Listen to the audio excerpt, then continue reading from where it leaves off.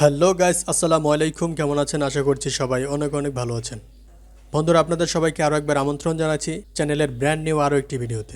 বন্ধুরা, আজকের ভিডিওতে আমরা কথা বলবো টেকনো পোভা 4 এই ফোনটি নিয়ে। বন্ধুরা, এই মাসের 6 তারিখে অর্থাৎ 6 অক্টোবর বিশাল আয়োজনের মাধ্যমে এই ফোনটি বাংলাদেশে লঞ্চ হয়েছে। বন্ধুরা, টেকনো পোভা 4 এই ফোনটির হাইলাইটেড বিষয় হচ্ছে এই ফোনে থাকছে মিডিয়াটেক হিলিও G99 চিপসেট এবং 90 হার্জ রিফ্রেশ রেট যুক্ত একটি ডিসপ্লে এবং আরও থাকছে 6000 mAh এর একটি ব্যাটারি। বন্ধুরা, ফোনটির প্রাইস এবং এ টু জেড সব ফিচার নিয়ে কথা বলবো বরাবরের মতো। আমি বেলাল এবং আপনারা দেখছেন Belal360। বন্ধুরা, ভিডিওটি যদি ভালো লাগে অবশ্যই একটি লাইক করুন, আর চ্যানেলে নতুন হয়ে থাকলে চ্যানেলটি সাবস্ক্রাইব করে পাশে থাকা বেল আইকনটি বাজিয়ে দিন।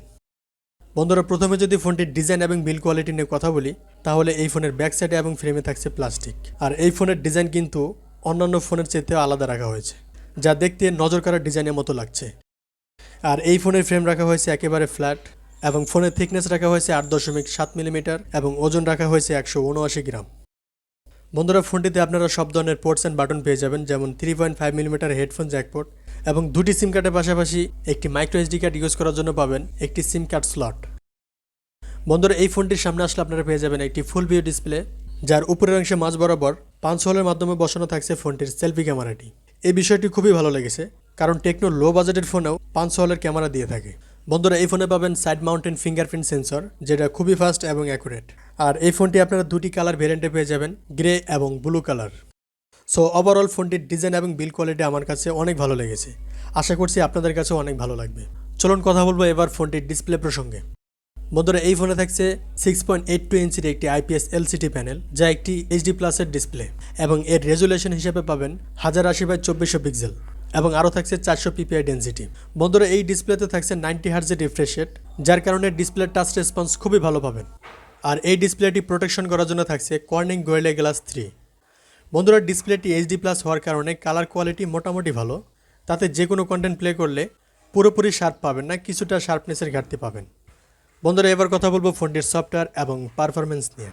বন্ধুরা, এই ফোনে থাকছে অ্যান্ড্রয়েড 12 এবং চিপসেট হিসেবে থাকছে মিডিয়াটেক হিলিও G99 চিপসেট, আর এটি একটি 4G চিপসেট। আর এই চিপসেটটি মূলত 6 ন্যানোমিটার আর্কিটেকচারে তৈরি করা একটি অক্টোকোর প্রসেসর। আর এই চিপসেটটি অনেকটা পাওয়ারফুল, কারণ এর অ্যান্টিটু স্কোর প্রায় 4 লাখের কাছাকাছি, তাই এই চিপসেটের পারফরমেন্স যথেষ্ট ভালো পাবেন।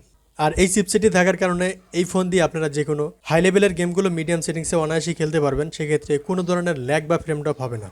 আর এছাড়াও এই ফোন দিয়ে মাল্টিটাস্কিং এবং ভিডিও এডিটিংয়ের মতো কাজগুলো খুব ভালোভাবে করতে পারবেন।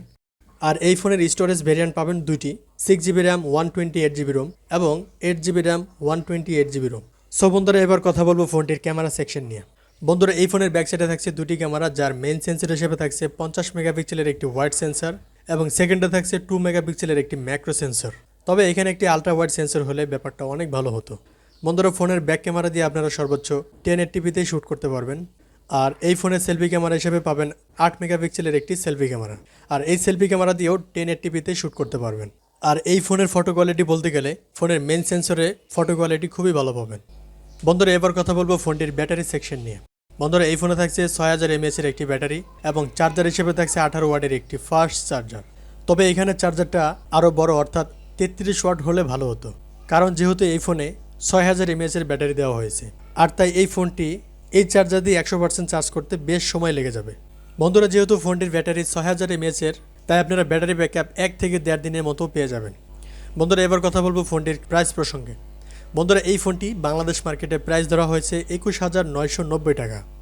সো এবার কথা হলো এই বাজেট পয়েন্টে এই ফোনটি কেনা আসলে ঠিক হবে কিনা। বন্ধুরা, এই ফোনটিতে থাকছে একটি ভালো মানের চিপসেট এবং 90 হার্জের রিফ্রেশ রেট, আর ক্যামেরা সেকশনও মোটামুটি ভালো, এবং টেকনো দাবি করছে এই ফোনটি একটি গেমিং ফোন। আর যেহেতু এই ফোনটি একটি গেমিং ফোন, আর তাই এই বাজেটে এই ফোনটি কিনলে কেনা যেতে পারে, সেক্ষেত্রে কোনো ধরনের সমস্যা হবে না। বন্ধুরা, আজকের ভিডিও এই পর্যন্তই, দেখা হবে পরবর্তী কোনো ভিডিওতে। সে পর্যন্ত ভালো থাকবেন। আর ভিডিওটি ভালো লাগে অবশ্যই একটি লাইক করুন, আর চ্যানেলে নতুন হয়ে থাকলে চ্যানেলটি সাবস্ক্রাইব করে পাশে থাকা বেল আইকনটি বাজিয়ে দিন। আর যারা অলরেডি সাবস্ক্রাইব করেছেন তাদেরকে অসংখ্য ধন্যবাদ। আল্লাহ হাফেজ।